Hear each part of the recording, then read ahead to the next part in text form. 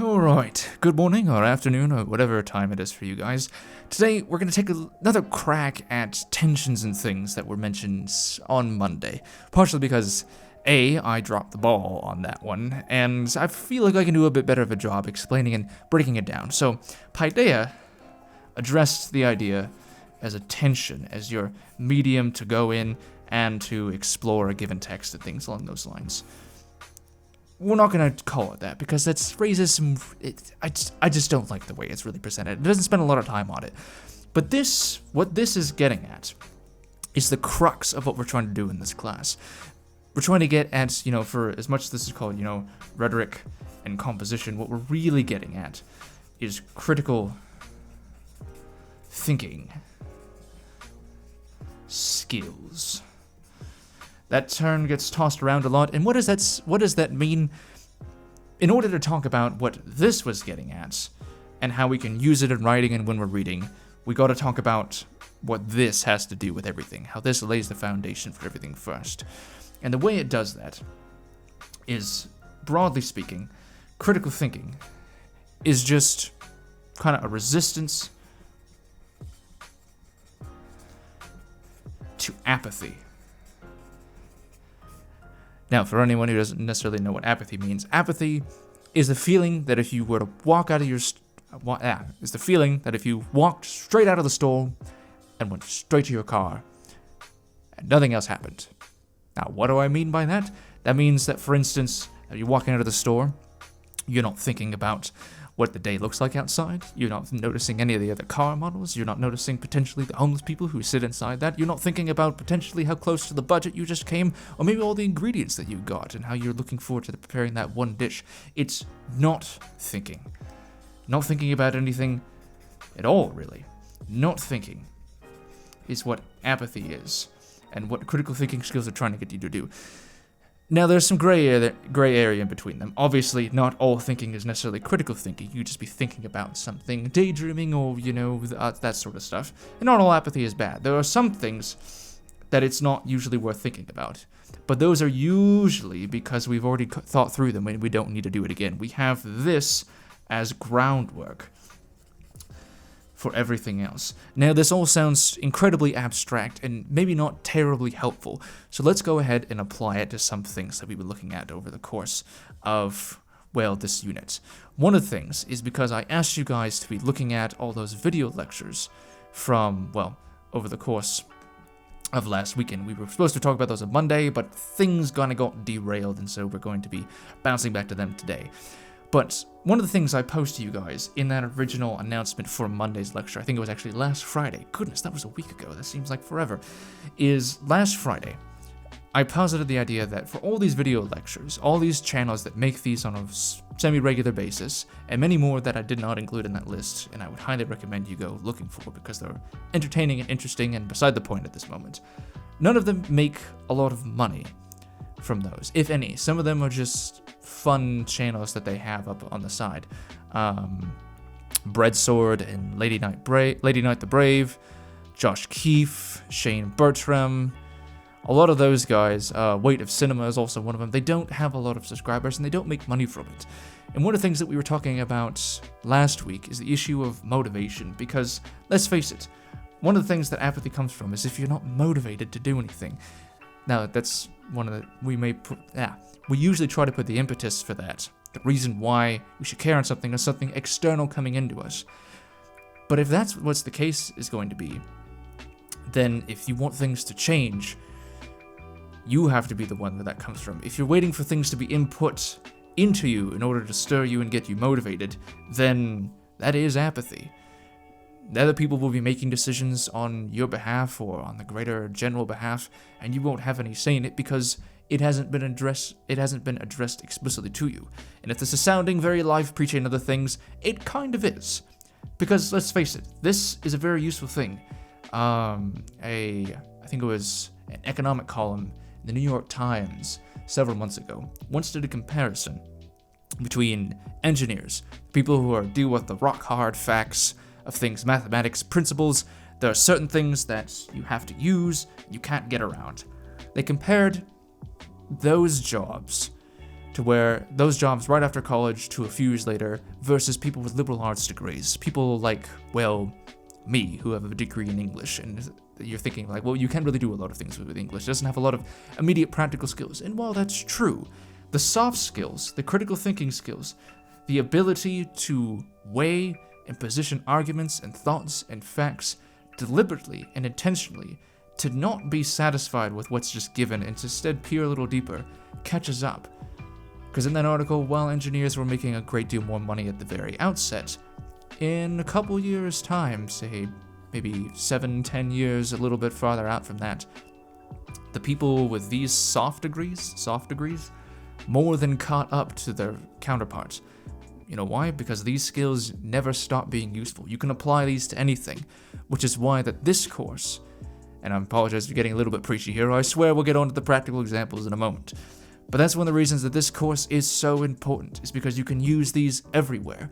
And I imagine some of you are nodding off and saying like, oh, it's not really important. It's English. It's talking about, Shakespeare and other things. And while I will uphold that Shakespeare is always practical, I can also hear your all's eyes rolling, even from the past as I record this, and though we're all locked in our separate houses. I get it. This doesn't seem immediately practical. But, as the name of the book suggests, if you make this a habit, something you do routinely, it becomes a very useful thing, and a much more engaging thing, as we'll talk about as we move on here and to a couple of the things in a moment. But let's get back to those video lectures, because one of the things that's coming for them is they don't have a ready motive for making those, right? They don't make a lot of this. That's not one of the things that they have to deal with. That's not one of their concerns. So where is it that they're coming from? Well, part of what's coming from this, and why it's not just a useful thing, but can also be an enjoyable thing, is because it lends itself to a greater appreciation for the stuff. Greater appreciation. I realize this is all sounding, yes, again, very preachy, but stick with me, it'll be worth it. This lends a greater appreciation to those things like books, films, music. Because when you can see the components of something, you begin to see how all of those things work together, how difficult it can be to have all of those components moving in tandem. Especially for film, well, for all of these. There's usually, when you really get down to it, not just, on production with a film or coming up with plot threads or hitting the right notes with music, but when it comes to the actual thought of thinking through the concepts that lead to these, the brainchild, the spark of inspiration, if you will, there's almost always 1001 plus decisions that have to be made from moment to moment on each individual note, on each individual frame, and each individual word. And when you can stop and think about all of those, then you get a bit more of this. So what are some of the things that they're looking at in all of those videos? So I'm going to just pick a couple out here that happen to be some of my favorites. It's still in frame here, hopefully. But one of them is for the Jackie Chan film by Every Frame a Painting. A lot of his videos are very, very good. But one of the things that he looked at is looking at the principle, that's a terrible box, principle where action can also be comedy at the same time. And one of the things, and if you've already watched the video, then you already know this, and we won't go through every single one of them, I promise, but just a handful. But one of the things that lends to this is because usually we think of one of these things over here, you have a superhuman Arnold Schwarzenegger, Thor level character who can just bulldoze through things. And there's a video on Casino Royale that literally has James Bond, Daniel Craig, in that film, literally just bulldozing through things. This is what we usually get out of that. Superhuman things, it's very serious a lot of the time, it's very intense. I should just bear that. Serious. Spell it out. But these are one of the things, and we went over some of these things. We were talking about genre, but we're not dealing with genre. The other thing we're looking at is when you think of comedy, it's not superhuman, it's very, average. It's people getting into really just stupid situations. If you watch any Adam Sandler movies, if you watch Jack Black in any films or things like that, the seriousness is not on the table here. So it's very silly, especially if you're, I don't know if you're a fan of Monty Python or John Cleese or Fawlty Towers or I'm Sorry, I'll Read That Again, which is a great radio program. If you guys are bored, I'd recommend any of those. They're really funny and they're very distressing. It's a lot of fun things to laugh at. But on top of that, they're very loose. So just as another counterpoint, they're usually the opposite of all of those things. And one of the things that Every Frame of Painting does in the Jackie Chan film is realizing that you can actually combine these seemingly two different things together. You can do it really, really well. You can have someone who isn't superhuman, but they can still do things like Jackie Chan can actually fight. So he can do kind of both these things at the same time. And it's those intermingling that makes them interesting. And while this is not a lecture specifically about Jackie Chan or those other things, it's realizing that these two things as parts of seemingly disparate genres, going back to that, work together in a strange way. And that's one of the things that we want to look at whenever you're dealing with critical thinking or critical reading, as in our case, because we are still in English class, can't think about everything. But whenever you're critical reading of a text, again, going back to our Unit 2, a text just being anything that you happen to be critically thinking about, really. So I guess we can kind of get away with thinking about anything. So whenever you're looking at that, you have the ability, because this is something that critical thinking skills allow you to do, is it allows you to break absolutely anything to pieces. And while that sounds actually not that fun when you think about it, because this is the sort of people that usually walk out of a theater and you're saying like, oh, I didn't like this and I didn't like that. You shouldn't be those people. I admittedly am sometimes myself, and this might turn you into that. But one on the flip side is it gives you, again, that greater appreciation for when you are encountering those things. You can see the different parts moving along, and the parts can be anything of your own choosing. They don't have to be things like genre and conventions and tensions and tone and voice and diction. Those are really helpful concepts you can use to break down parts, but none of this really helps, or a lot of it doesn't really help. Like tense and tone and voice and diction doesn't really work if you're dealing with, music that has no vocals. So sans vocals or lyrics of any kind. That doesn't help you there. But for genre and conventions, if you're dealing with something, well, for one thing, if you walk into a film, I hope you guys have all experienced this. If you walk into a film and you have no expectations, maybe your friend or your family, or maybe they dragged you into it, or you walked in just on a whim and oh, that poster looks interesting, I'll see what it is. And you have no idea what any of these are. You have no expectations whatsoever. And if you come out of that film and you've enjoyed it, it's one of the best viewing experience. One of the best ways to view any story or any kind of art is not having any expectations about its genre, its conventions, or anything about it. Going in wholesale, completely blind. Now, why is that? Because you can take the film on its own terms. And one of the things that you should do when you encounter that is start thinking for yourself about why you enjoyed it so much, where you don't have critics to tell you anything about how any of this stuff works, because it's not that important at the end of the day. They're helpful tools, but the tool isn't what's going to make, a product at the end of the day. It's you wielding it.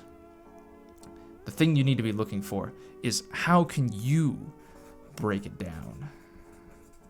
Break it. How would you? What are the things that are important to you? Because one of the things is looking at all those video lectures for Every Frame of Painting, Captain Christian, Sideways, Nerdwriter 1, Just Right, Lessons from a Screenplay, all of those different things.